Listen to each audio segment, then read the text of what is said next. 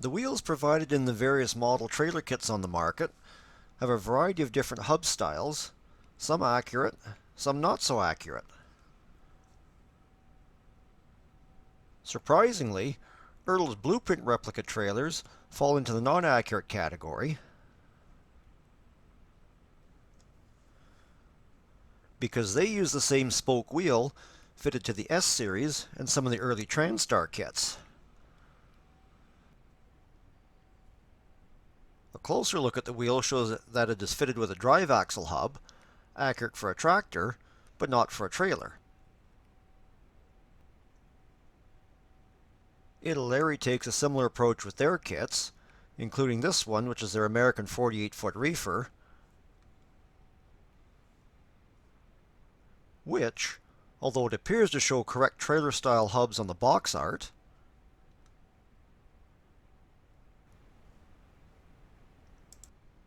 is also fitted with drive axle hubs, and European-style ones at that. This kit has some other issues as well, including the two-piece sides. However, it can be used as a basis for a decent model, such as this example here, which started out as one of those American 48-foot Reefer trailers and was built into a model of a four-legger Labatt's trailer. Styrene overlays to replicate the FRP sides replace the two-piece sides and the attendant seam, and the wheels were replaced with resin 6-spoke items from Plaskit, a detail part supplier located in Quebec, Canada.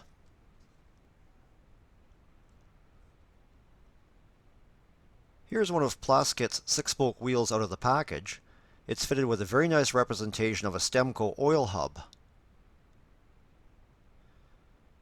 Here's a picture of a real Stemco hub. It's filled with oil, and the bearings ride in the oil bath, and a rubber plug is fitted to top up oil level as required. The clear plastic window in the front allows visual check of the oil level. Oil hubs of different styles are also available as standalone parts from the different resin manufacturers. They're a great way to make your model trailers more realistic, and just need a little bit of detail painting to bring them to life. Wheels for this trailer project are modified AMT 10-hole ones, and the assembled wheel and hub have been given overall coat of a color called flat steel, which used to be available in the old Testors square bottle lineup. Detail painting lug nuts down inside the rim can be tricky because there's not a lot of room to swing a paintbrush. I've had better results using a Sharpie marker to dab on an appropriate colored ink. Blunting the end of the marker slightly is very helpful in getting an even coat of ink all around the molded in lug nut by simply centering it on the nut and pushing straight down. One thing I've learned the hard way is that Sharpie ink does not react well to clear oversprays such as Dullcote. Brushing on a light coat of future floor polish will seal the Sharpie ink and prevent any issues when you apply clear overspray later. Next step is to apply India ink in the recessed area around the oil hub. This represents the clear sight glass with oil behind it. This process is just like inking panel lines on model cars, and the applicator tool I use is a hypodermic needle with the tip blunted off, both for safety and for more accurate placement. And sometimes, even when you're as careful as possible, a little too much ink gets on the model. If this happens, it's not a disaster.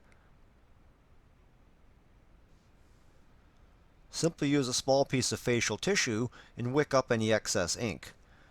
I use water-soluble India ink, so even in the event of a major spill, I can simply wash the part and start over. Last step will be to add a small dot of red paint in the center to represent the rubber plug. This tiny recessed area is another item that's very difficult to touch up with a paintbrush, but a dressmaker's T-pin, with the end ground off to a blunt point, makes a great applicator tool. With this tool, it's easy to achieve the results shown here. With a single drop of paint, applied exactly where needed.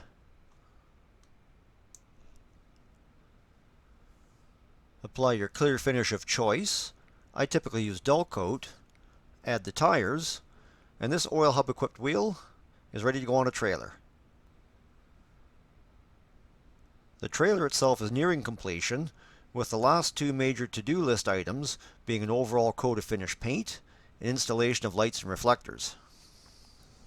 Over on his channel, Mighty Modelshop Creations recently posted a handy tip showing a way to chuck tires in a drill, making it easy to sand the tread surface.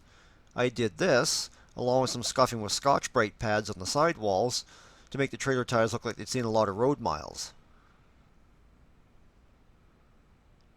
What about some of the other kit offerings?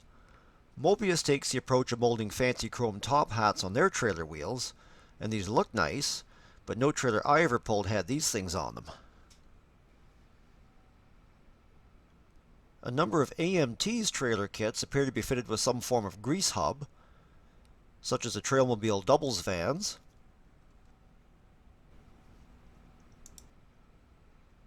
Peerless logging trailer. On this kit, the hubs are molded integral with the wheels, as opposed to being a separate add-on detail.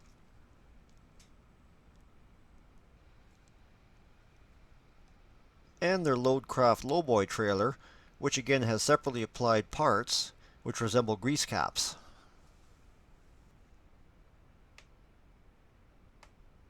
AMT's vans, tankers, and flatbeds feature this style of spoke wheel with Propar end caps, which are also an oil hub, just with a different style of end cap than the Stemcos.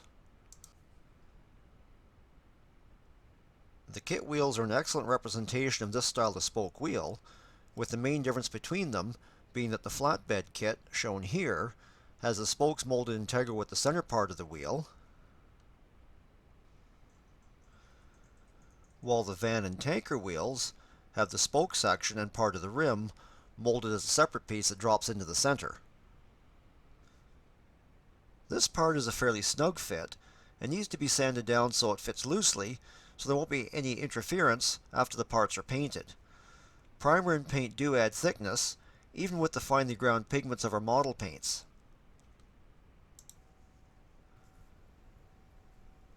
You want that center piece to be able to drop in and drop out.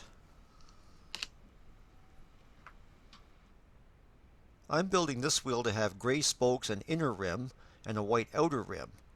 Here, the rims and the spokes have been painted, and because the design of this wheel is solid and not open as a true spoke wheel would be, I painted the inside surface flat black to create the illusion of open space. Ring around the outside of the spoke portion actually represents part of the rim, so I've used a brush to paint it white to match the outer rim. As careful as we are when detail painting, sometimes paint creeps where we don't want it. Again, it's not a disaster. Simply let the paint dry and touch up the spoke color as required. Because I used Tamiya gray primer from a spray can to paint the spokes, I decanted a small amount of this and used a fine brush for the touch-up. An assortment of tools other than paintbrushes can be used to apply the various highlight colors. A standard HB lead pencil, a wood dowel, and a toothpick all have different applications.